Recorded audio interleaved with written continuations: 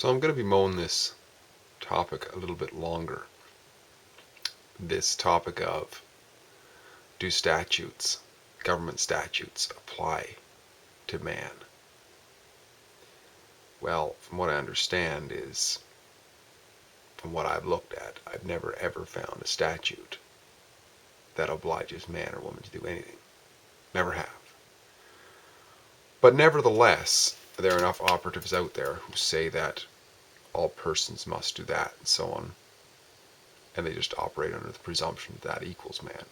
They're not told otherwise, I guess, or don't think about that otherwise. But the even more important question is, are we actually subject to them if we don't agree? Well, it sure seems like we are. I mean, try going hunting without a hunting license and running into a forest ranger. Try going fishing without a fishing license and running into some fisheries bureaucrat. Try driving on the highway without a driver's license and a license plate and just see how cooperative the local RCMP or the state trooper or whatever is towards your explanation that, sir, in your statute it doesn't say that I have to have one. Just see it. Go ahead. I don't think you'll have much of a success rate. I think that it would be akin to saying to a mafioso who's coming along to pick up his vigilante money, sir, I'm not paying you today. Well, he doesn't really care what you think. You're paying him because he has a gun. And government, that's how government operates. Government has guns. And in fact, there's a guy on the internet, I'm pretty sure it's him who said it before. I'm not 100% sure on this, but I think it is. Stefan Molyneux. He's got a good line where he boils it right down to what government is. And his definition of government is an opinion with a gun. Right? My opinion is that you have to do this because me and a bunch of other people said so. And I've got a gun to back me up in the name of all these officials over here with guns to make sure that I'm right. My opinion is right. So, but are we actually subject to it, though? Is that the truth? Because after all, in a way, these statutes, they're worded in such a way that it looks like they're preventing us from doing stuff. But what they're really doing is it seems like if we really look at it, it seems like they're making us do stuff. And here's what I mean by that. It seems like they say we're not supposed to drive on the road without driver's license. But what is that actually? What do we actually do because of that? We go and get a license, right? We go and line up in some bureaucratic office to be treated like shit, to pay for permission to do something, license plates and this sort of thing, or fishing license and whatnot. So it's a forced compulsion to act, really, in a way, right? But why is it that we do it? Why is it that we do it? I just wrote out a couple thoughts that came to me in a moment of just clarity, I guess, or somewhat more clarity. And the question was, are we subject to statutes? And what are statutes? What are statutes? Statutes are the words or actions, they call them acts, when they're producing them, right? Of men and women. That's all they are. So they're just what some other people said. So are we subject to, in other words, so get rid of the word statute. Are we subject to the words and actions of other men and women?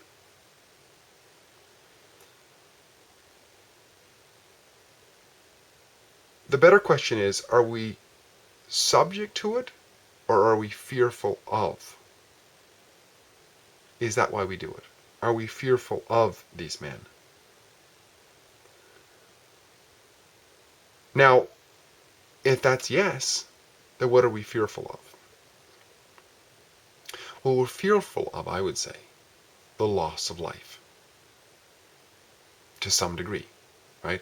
Because incarceration in jail, to some extent, is a loss of life because we are restrained. We no longer have the same liberty that we had. Or if we resist on the same level of the guns, the opinion with the gun, remember, then in fact we will actually lose our life because they will bring in backup and so on. It doesn't matter how much of a standoff. I mean, look at Waco, right? It doesn't matter how many guns you have. They'll just bring in more to the party, right? So are we subject to the opinions and actions of other men because we're afraid of death or the loss of life in some way? I think that's the case. I think that's what it is. So it seems like then we're subject to our fears. That's what's really going on. I would say then, if we were to lose our fear somehow, if we could lose our fear somehow of loss of life to some extent, then the statutes, or go back up the order again. We would no longer have fear of other. If we lose the fear of loss of some aspect of our life, including complete loss of life, we would lose the fear of other men and women, the actions of other men and women, the words of other men and women. Therefore, we would lose. The statutes would be irrelevant, right? And whether Jesus actually existed or not is another issue, but the court case, Jesus in the court, is an example of that. I would say somebody who no longer feared dying. So it didn't matter, right? Didn't matter. The statute could not compel him to do it. The statute cannot compel anybody to do anything who is fearless of the ones putting it forth. Because they're fearless because they've lost the fear of the ramifications of what those people will bring to bear, right? Now, see, statutes, they're an opinion, right? They're somebody else's opinion. But they're then used as an excuse by the multitude to support those who created the statute. They become the reason or the excuse to steal, rape, incarcerate, and otherwise to act out atrocities upon people to compel them to behave in a certain way. That's what statutes are used for. They're used as an excuse. And the masses tolerate it because they see it as a legitimate excuse. They see it as virtuous. They see the legitimacy of new words brought in. Taxation instead of theft. Incarceration instead of kidnapping. Fighting a war on terror instead of mass murder or genocide. They're just new words, right? And I'm going to go so far as to say that this is allowed in a way because people are in a state of either inner turmoil or just deluded to a state of believing that these evils are virtuous. It's really quite bizarre. But bottom line, what I want to talk about today was that we're not subject to the statutes. There's something deeper than that. Our actions are governed by something within us, which is the fear of ramifications.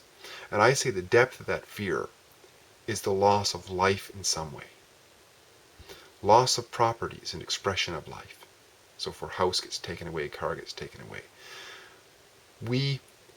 Part of our life is there because we worked for it or something like that. So if we lose it, so we lost a part of ourselves.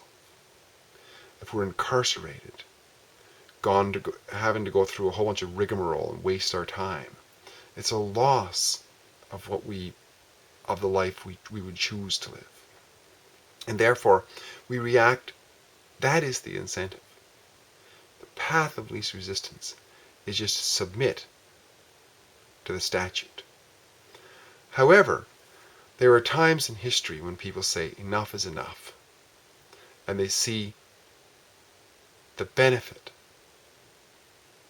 of losing the fear, maybe not necessarily losing the fear, but standing up and saying no in spite of the cost.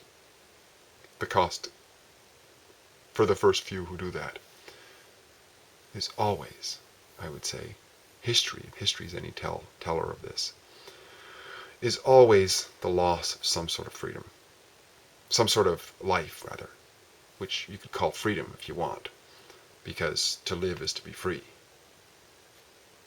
To the extent that we don't live free is to the extent that we don't live.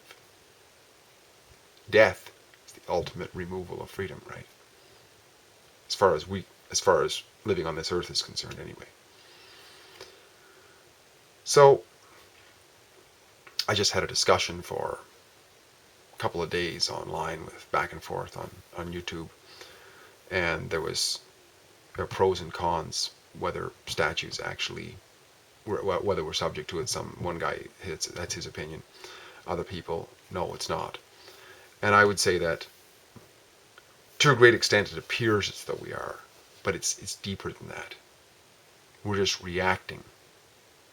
But in fact, the subject and the way we end up living our lives, what we're subject to is an inner thing.